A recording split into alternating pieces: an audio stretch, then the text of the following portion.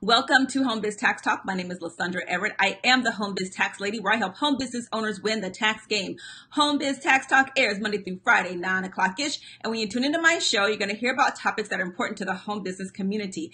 I actually got this question yesterday, and I thought it was so great that, hey, it became the topic of today. It is how or can a home business owner claim stolen property on their taxes?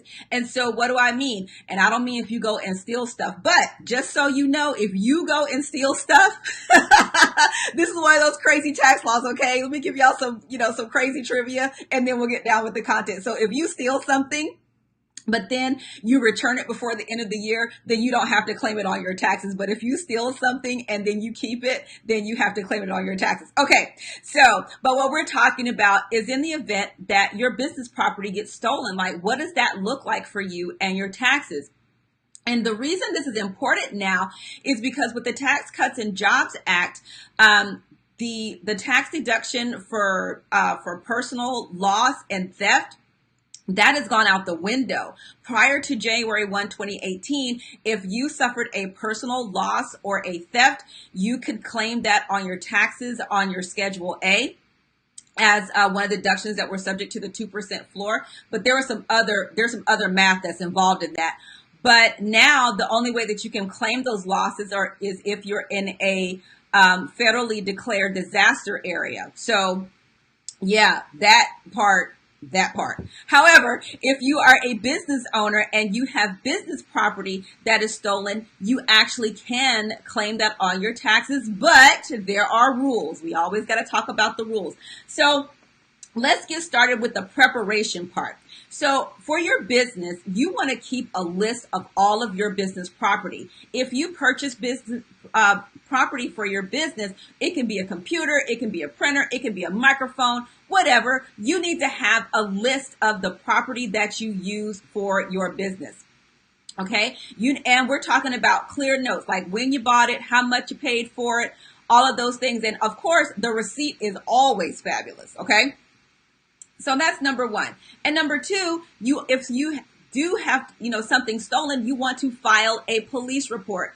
This is not something where you just, it's stolen, so we're just not going to tell nobody. No, you need to file a police report, but because that is going to further substantiate your claim. And it doesn't mean that someone has to be arrested for this. Who is this calling me, y'all? Some spammer. Ain't that something? Anywho, so nobody has to be arrested for, for you to be able to claim that, but you do want to file a police report, but that's because that's going to further substantiate your claim. And number three, you definitely want to make sure that you have insurance. Okay, that is what insurance is for, and make sure that you understand what it covers. Okay, so if it, because sometimes with insurance, it doesn't cover theft, depending on what it is. So you got to make sure that you have adequate insurance. Now, with that all out of the way, if you have something stolen, like in this particular case, this was a musician who, was a freelance musician, had a saxophone stolen. Now, I don't know exactly how much saxophones cost, but I know those babies can be hecka expensive. Even if you're trying to rent one for some kid that's trying to learn how to play an instrument, that can be crazy. So what does that look like? Well, number one, you're not going to get what you paid for it. Okay.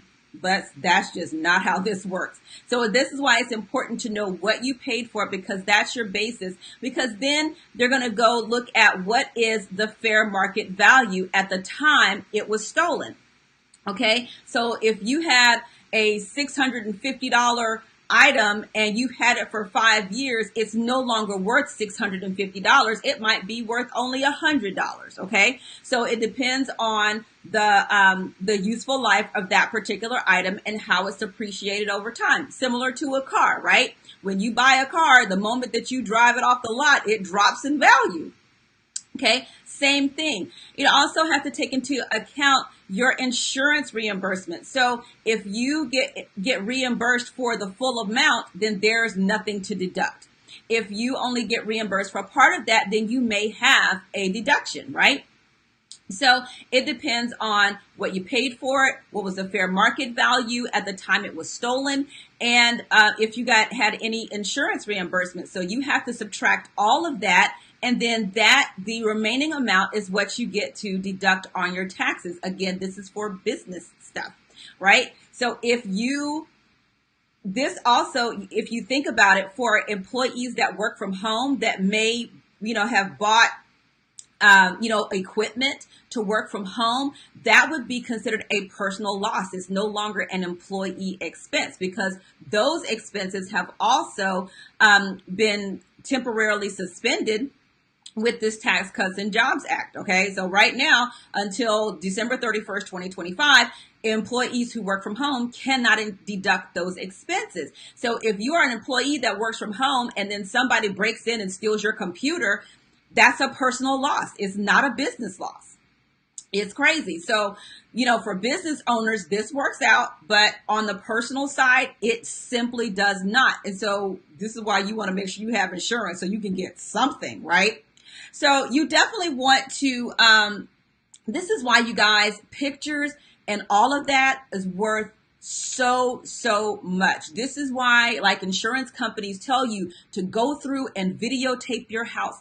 Take pictures of your office so you have proof of the things that you have there in the event that there is some sort of loss. If you have a fire or something like that, so that you can say, hey, here's a videotape from such and such time that I had these items in my home. Because, who are you going to believe, right? The camera, or just something that you come up with, right? So this is why having the pictures and everything, I even tell my clients, like, if you want to be extra bougie and extra, take a picture of your home office every year, put it with your tax return, because that is going to further substantiate your home office deduction. Boom, shakalaka. Okay. But as far as the theft goes, and also when it comes down to theft, you have to claim it in the year that it was discovered. So if you, figure out that, hey, you had some inventory stolen, like in a move or something, you have to claim it in the year you discover it. That's it. So you can't say, oh, well, I had my computer stolen 2 years ago and I want to claim it now. No, you have to do it when the theft happens. Okay.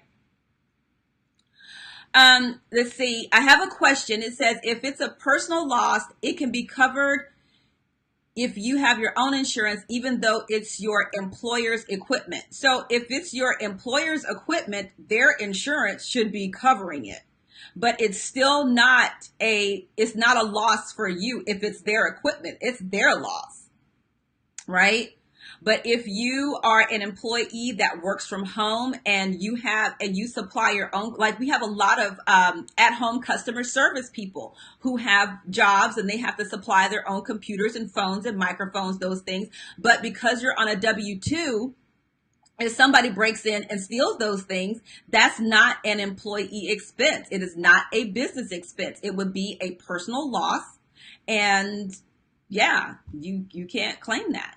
Now, when you have situations like the tornadoes that came through Alabama recently, or the hurricanes Michael and Florence, those areas were declared federal disaster areas. So those people can claim those losses but again, you got to take away the insurance reimbursement, right? But those people will be able to claim those losses on their taxes, where if, something came through here and somebody, threw a rock and broke your computer or broke your TV, right? If you don't have insurance to cover that, oh well, it's a loss. So that's how that works. So as a business owner, yes, you can claim, when property is stolen, but you got to know all the details: when you bought it, how much you paid for it, what's the fair market value, what's your insurance reimbursement. All of that's got to come out first. But listen, here's the other thing: please do not lie. Do not lie on these things, because that is fraud. If you get audited, it's fraud. So don't lie. If you wind up having no deduction, like if your insurance covers it all, then that's what it is. Your insurance covers it all. I mean, that's why we buy insurance. But don't lie on your taxes and try to inflate numbers in order for you to get more of a deduction. That's fraud. And yeah, we just don't want to play those kinds of games. Okay. So I hope that helps you out. Thank you guys so much for tuning in to Home Biz Tax Talk. Again, we air Monday through Friday, 9 o'clock-ish, and you can come right here to get your questions answered about your home business taxes. And if you have not scheduled your 15-minute complimentary consult, do so right here at www.homebiztaxchat.com. All right, have a great day. I'll see you next time. Bye.